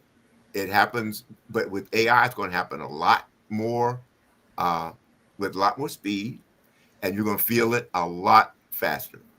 So where's the money right now? I mean, the federal government has cut off money. Well, at least they're not. I mean, with Doge and everything, it's basically trying to cut back spending, right? So the states aren't getting all the money that they would normally get. The counties aren't getting all the money that they normally would get. Who and what way can we help them get that money back, but yet take care of them simultaneously with MDP? Well, the AI has created this tremendous economic boom. It's just a boom that is growing, and the government can't compete with private business, but a private business can work with a local government and help that local government get in this boom. So it's not that you're going to replace what you're losing from the feds. You're going to get into something that is market relevant. Power is market relevant. AI is market relevant. So now the communities participate in something that is economically growing, economically lucrative, and therefore the amount of money that they make by participating in this AI boom is far greater than what they lose from the government kind of trying to allocate or help out. So it's not that I'm happy with the government cutting off the counties and the cities. I'm not happy with that. But they don't have to just take that. They can partner with us, partner with our partners, and participate in this AI, as Bill called it, the creativity revolution, with the STEAM teams, with the P16 plus workforce, with the way that you control, with the keys to your own information. Your information is the new oil. Wow. So John, you wanted to add to that? Really wanted to bring up that one thing that was left in place at the federal level is, though it was discussed and debated even to maybe limit, tax-free municipal bonds are still available.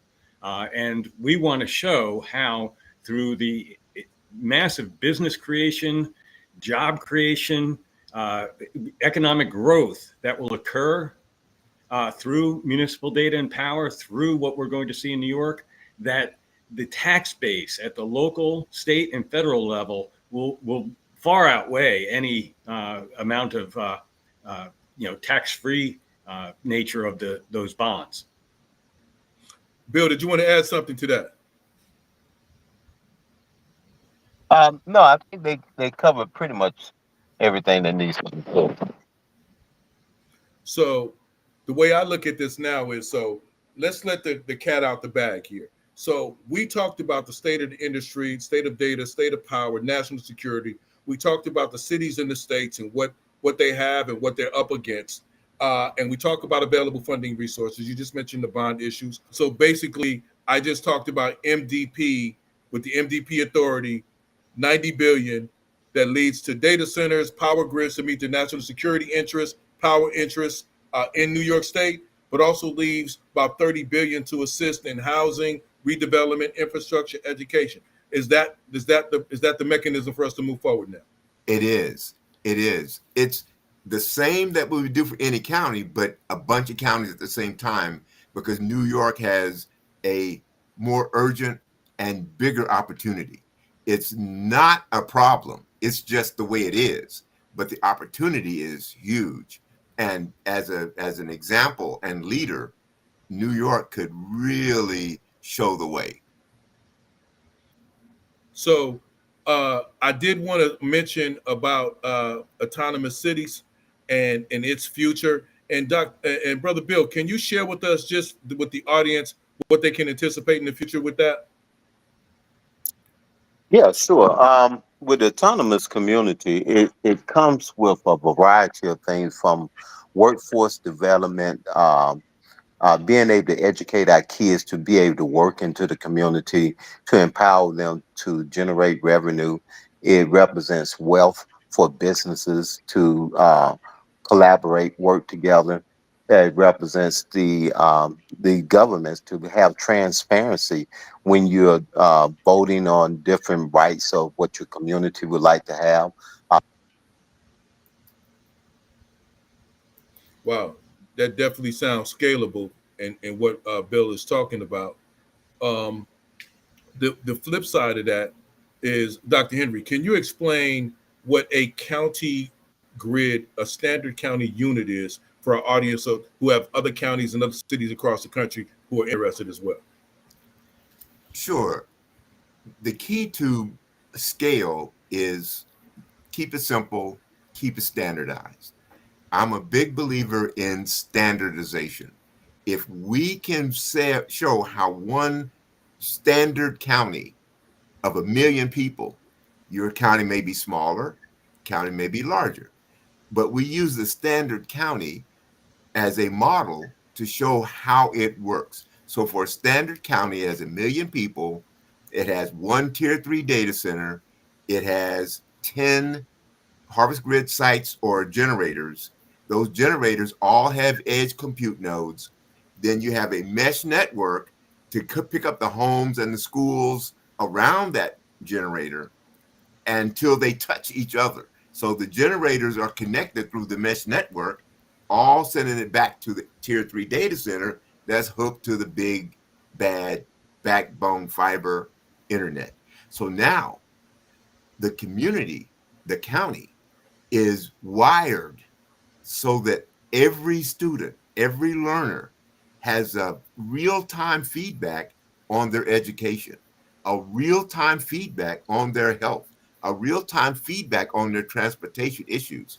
We have the feedback in the form of heat maps where you can see where the system is working and where it's not in real time. Real time is like biofeedback. It just does something different to the brain. When you can see how well the community is working, you don't tolerate a whole lot of areas where it's not working because you can see that it's not working. And everybody can see that it's not working. Everybody can see what's working, what's not, where we red, yellow, or green. That's a standard county unit. It's a healthy community where everybody knows what's going on and they all hold the keys to their private data. So And they don't turn it loose until they turn it loose. So this standard county unit also applies to HBCUs. It applies to provinces, towns, cities, as well as states. So the basic unit is about a $3 billion bond issue with their own local authority. So $1 billion goes to the data centers, $1 billion goes to the 10 grids in that area, which basically lowers everybody's electricity bill and all other things. But it also pays for the actual debt for the $3 billion. But it leaves $1 billion for those communities, Thank right? you. Thank That's you. right. That's what I right. So wanted you us to get borrow to. $3 billion. One of it goes to the data center, which can pay back the $3 billion. $1 billion goes to the microgrid, which can pay back the $3 billion. The other billion goes to the people. And those projects start first. You don't wait until you've got your data center built. You don't wait until you've got your microgrid built. You start doing the people projects immediately. And that's the people first approach. When people know that their issues are being handled, they will develop the patience to wait for the data centers to kick in. And trust. They'll have a trust because they know it's not just for some tech guys or some power guys. And then for New York, where there's a factory, the factory can service the bond issues, the whole 90 billion. So when you have triple coverage in a standard county unit, or for a provincial unit, quadruple coverage, you know that you can borrow money with confidence. People don't like to borrow money if they don't know how they can pay it back. But if you know you're triple or quadruple covered because of the benefits that come with this AI economic boom. It's here. Let's play. Why don't we take advantage of this for community? Celebrate that here right now. JT, Say it again? Yes, go ahead. I was I'm just just going saying, to. Do we have why time? not? Do you have time for what? To really explain what we mean by a mature harvest grid site, and we're talking about 10 of them per standard county unit. A fully mature harvest grid site will actually fund itself to build out additional, what we're calling things like protein barns, but think of different fish and poultry and pork and veggies. And then think about a fabrication barn where we're taking what we're generating, the hydrogen for the power and the fuel cells, but we're also producing carbon, which can be fabricated into different products and very high margin, high value products. So when I was saying earlier about job creation, and Bill was talking about workforce development, training, and transitioning people in workforce, we're talking 21st century jobs. We're talking about regenerative farming, regenerative communities. So I just wanted to say we're just getting started when we start talking about power and data sovereignty. Those other items that you talked about, we didn't want to overwhelm everybody, but now that they understand the cat's out the bag, it comes with other benefits locally that you never thought about, like food production, fresh food, agriculture. These are things that are also beneficial around the country, especially in food deserts and around the world. So I'm going to leave it open for closing remarks. Brother Bill, you got some closing remarks? Well, yes, I would just say I look forward to the cities and counties and municipalities coming together and work as autonomous communities, working, moving, and educating themselves on autonomous communities and what it's really all about. It's all about helping the people, giving back to the people and to our communities, and helping one another and mankind for the best. Thank you, bro. Bill. God bless. Go ahead, John. Any closing remarks? I was just saying, God bless, Bill. That was, yes. I think we're just started. We're here to do a massive effort, and it needs to be massive and it needs to be rapid because there's impact we must make. And Brother Henry, Dr. Henry. for me, it's what both of them said. You can't get the massive unless you get to small. Unless you can do incremental, repeatable processes like a standard county unit, then you can multiply and multiply and multiply. You have fewer, for example, McDonald's has millions and millions of food that they serve, hundreds of thousands of locations, but they're all kind of similar. And that's what we're talking about. Doing something well so that you can do it repeatedly. And that's what we're talking about with autonomous cities, autonomous communities, free from the power grid and the centralized. It makes everybody stronger when you do it with a sense of autonomy, freedom, and distributed. Wow, that is so well said. This panel's title was Data Empowering America, the Past, the Present, and the Future. I believe we touched on all three areas. I'm just a pleasure to be on this panel with all of these illustrious gentlemen and what they're doing in various sectors of energy, power, data, AI, and other different elements around the country and around the world. On behalf of Municipal Data Power and Renaissance Equity Ventures, we appreciate you joining us. This is the new Harlem Renaissance right here on Harlem Week. And now we get to participate in the new economy that's coming around. And the local communities now have other alternative and innovative strategies to actually pick themselves up, get some money and capital in to be able to take care of the people, but more importantly, also to actually own a lot of the infrastructure that's in their communities. And it also helps from national security. So I'm not, everybody in the panel asks that you remain until we get everything uploaded. But I want to say thank you to everyone watching, especially in Harlem, around the United States. and around the world. We know this reaches billions, and it'll be on continuous replay. But we're just glad to be able to introduce municipal data and power to the world. Isn't that right, Dr. Henry? That's right. It ain't ours no more. So thank everybody as we close out.